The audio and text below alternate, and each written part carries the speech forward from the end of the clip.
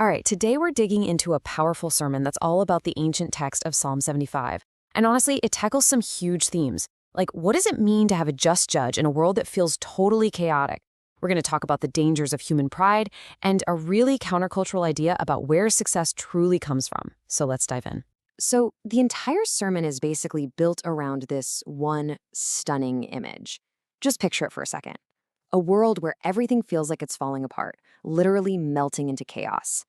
And then the text makes this incredible claim that there's a divine judge who is the ultimate stabilizer, the one holding the pillars of the world firm. I mean, that's a massive claim, and it really sets the stage for everything else we're about to explore.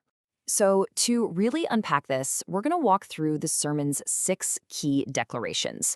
We'll start with gratitude, then move into divine timing, a serious warning to the proud, where promotion really comes from, a powerful image of judgment, and finally, the ultimate verdict. Okay, so first things first, the sermon kicks off with something totally fundamental, thanksgiving. And we're not talking about just a casual thanks. No, this is a deep, repeated gratitude. And the reason? It's because God's name, his very presence and authority, isn't way off in the distance somewhere. It's right here, it's near. Now, here's a key term we absolutely need to know, Elohim. In this specific context, it's not just a generic name for God. It's used to point directly to his role as the supreme judge of the entire earth. And keeping that role, the role of judge, in mind is going to be crucial for everything else we cover. Next up, the sermon gets into this idea of timing. And it stresses that this judge, Elohim, well, he doesn't work on our schedule. He acts at a specific, appointed time. He's never rushed, and he's never late. And when that judgment does come, it's described as perfectly upright. Completely free from the kind of bias we see in so many human systems. And here we are, right back at that core metaphor, which is really meant to give a sense of assurance. I mean, think about it. When society, or maybe even just our own lives, feel like they're coming unglued, we all know that melting feeling, right? The message here is that the judge is the bedrock, the one thing keeping the foundation secure even when everything on the surface looks like total chaos. Okay, so this is where the sermon really gets to the heart of the conflict. It pivots to a direct, and I mean a really sharp warning, from the judge straight to the proud and the arrogant. And to define this arrogance, the sermon uses 2 really powerful metaphors. First, you have the horn, which in the ancient world was a clear symbol of power and strength. The warning is, don't lift it up, or in other words, don't exalt yourself. And second, there's the stiff neck, which is just this classic image of stubborn rebellion, a refusal to submit. It's a pretty potent 1-2 punch against pride. So if we're being warned against self-promotion, then where does advancement come from?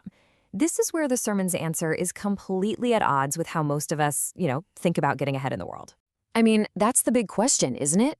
Our whole culture is constantly telling us to build our brand, to network, to hustle, to climb that ladder. So what on earth does this ancient text have to say about where success really comes from? And here's the huge contrast the sermon draws. On one hand, you have the world's way. Success comes from external stuff, your location, your connections, the right strategy, from the east or west, as the text puts it. But on the other hand, the judge's way is radically different. True promotion, it says, comes from Elohim alone. He's the one who ultimately puts one person down and lifts another one up. All right, so the tone shifts pretty dramatically here. It gets much more serious. The sermon introduces this powerful metaphor for divine justice, and it's not about random vengeance. It's about the unavoidable consequences of wickedness. So the central image we're giving is a cup, and it's held in the hand of Yahuah, which, by the way, is another name used for God in the text, a more personal covenant name. The question is, what's in this cup, and who is it for? The sermon uses it to make it crystal clear that injustice never, ever goes unnoticed. And the sermon gets really specific about what's inside. The wine is foaming. It's filled with this potent mixture, a symbol of pure, concentrated justice. And it's poured out for the wicked. And they will have to drink it all the way down to the very last drop, right down to the dregs at the bottom. The message is pretty unavoidable. Nothing is missed, and there will be a final accounting. So, after all of that, the warning, the judgment, how does this all resolve? Well, the sermon wraps up with the final verdict, and it lays out 2 completely different destinies, one for the proud and one for the righteous. It's really a tale of 2 fates. For the wicked, their horns, that self-made power, that pride, are cut off. It's over. Their self-exaltation comes to an end. But for the righteous, their horns, their true strength and honor, are lifted up. Their promotion, their exaltation, comes directly from the judge himself. So what's the big takeaway here? How are we supposed to respond to all this? The sermon boils it down to these 5 practical steps. Start with gratitude, because he is near. Then act with humility. Lay down your own horn of pride. Live with trust that he's the true source of promotion. Stand in awe of his perfect, upright judgment. And finally, respond with praise for his justice and deliverance.